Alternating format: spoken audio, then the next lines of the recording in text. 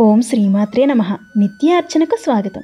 కర్మబంధం, రుణబంధం మన జీవితంలో ఎలా వస్తాయో ఈ వీడియోలో తెలుసుకుందాం. పోయిన జన్మలో మనం ఎవరికైనా రుణపడి ఉంటే ఆ రుణబంధాన్ని తీర్చుకోవడానికి వాళ్ళు మళ్ళీ పుట్టి మన జీవితంలోకి వస్తారు. అలా వచ్చి మనకి సంతోషాన్ని కానీ దుఃఖాన్ని కానీ కలుగజేస్తూ ఉంటారు. కాశీనగరంలో ఒక బ్రాహ్మణుడు ఉండేవాడు. అతడు వేదాంగాలు చదువుకున్నాడు. గొప్ప జ్ఞాని. ఆయన ఎవరికైనా రుణపడితే మళ్ళీ పునర్జన్మ ఎత్తి ఆ రుణాన్ని తీర్చుకోవలసి వస్తుందని అతనికి తెలుసు. అందుకనే ఎవరైనా దానమిస్తే అతడు తీసుకునేవాడు కాదు. ఉన్నదానిలోనే సంతృప్తిగా జీవించేవాడు. అదే కాశీపట్టణంలో చెప్పులు కుట్టుకునే వ్యక్తి ఒకడు ఉండేవాడు. అతడికి పిల్లలు లేరు. ఒకసారి ఈ బ్రాహ్మణుడు పుణ్యం కొద్దీ పురుషుడు, దానం కొద్దీ బిడ్డలు అని చెప్పడం విన్నాడు.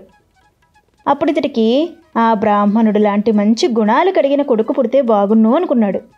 కానీ ఆ బ్రాహ్మణుడికి ఎవరు ఏమిచ్చినా తీసుకునే అలవాటు లేదు. ఈ చెప్పులు కుట్టుకునే వ్యక్తి ఎలాగైనా ఆ బ్రాహ్మణుడికి సేవలు చెయ్యాలి అనుకున్నాడు. ఆ బ్రాహ్మణుడికి ఎప్పుడైనా సహాయం అవసరమవుతుందేమో అని ప్రతిరోజు అతనిని గమనిస్తూ ఉండేవాడు. అలా కొన్ని రోజులు గడిచాయి. వేసవికాలం వచ్చింది. ఒకరోజు ఉదయం ఆ బ్రాహ్మణుడు పని మీద పక్క ఊరికి బయలుదేరాడు. తిరిగి వచ్చే దారిలో అతని చెప్పులు తెగిపోతాయి.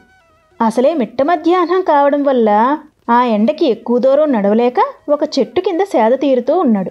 ఇదంతా దూరం నుంచి గమనిస్తున్న చెప్పులు కుట్టుకునే వ్యక్తి ఆ బ్రాహ్మణుడికి సహాయం చేసే అదృష్టం నాకు దక్కింది అని సంతోషించి అతడు వెళ్లే మార్గంలో కొత్త చెప్పులు ఉంచుతాడు. ఆ బ్రాహ్మణుడు నడుస్తూ ఆ చెప్పులు చూసి సంతోషించి తప్పక ఆ చెప్పులను ధరించి ఇంటికి వెళతాడు. తరువాతి రోజు ఆ ఊరిలో నాకు మార్గం మధ్యలో చెప్పులు దొరికాయి, అవి ఎవరివో వచ్చి తీసుకువెళ్ళండి అని దండోరా వేయిస్తాడు. ఎవ్వరూ వచ్చి ఆ చెప్పులు పట్టుకెళ్లరు. అప్పుడు ఆ బ్రాహ్మణుడు, అయ్యో నేను ఎవరికో రుణపడి ఉన్నాను, ఆ రుణాన్ని తీర్చడానికి మళ్ళీ పుట్టాలి అని దిగులుతో మరణిస్తాడు.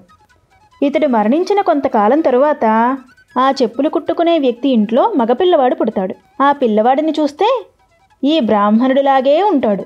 అందుకని అతనికి బాపనయ్య అని నామకరణం చేస్తాడు. తన భార్యతో ఇలా చెబుతాడు, మనకు పుట్టింది ఆ బ్రాహ్మణుడే. తన రుణాన్ని తీర్చుకోవడానికి మనకు కొడుకుగా పుట్టాడు. ఈ పిల్లవాడు పెద్దయ్యాక ఏదైనా సంపాదించి నీకిస్తే తీసుకోకే అని హెచ్చరిస్తాడు భార్యని. కొన్ని రోజుల తరువాత తన కుమారుడైన బాపనయ్య మంచి పనులు చేస్తూ ఉండడం వల్ల ఆ రాజ్యంలోని రాజు అతన్ని మెచ్చి కొన్ని బంగారు నాణాలు ఇస్తాడు.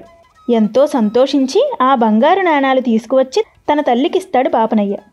ఆ నాణాలు చూసి పట్టరాని ఆనందంతో ఆ తల్లి ఆ నాణాలు తీసుకుంది.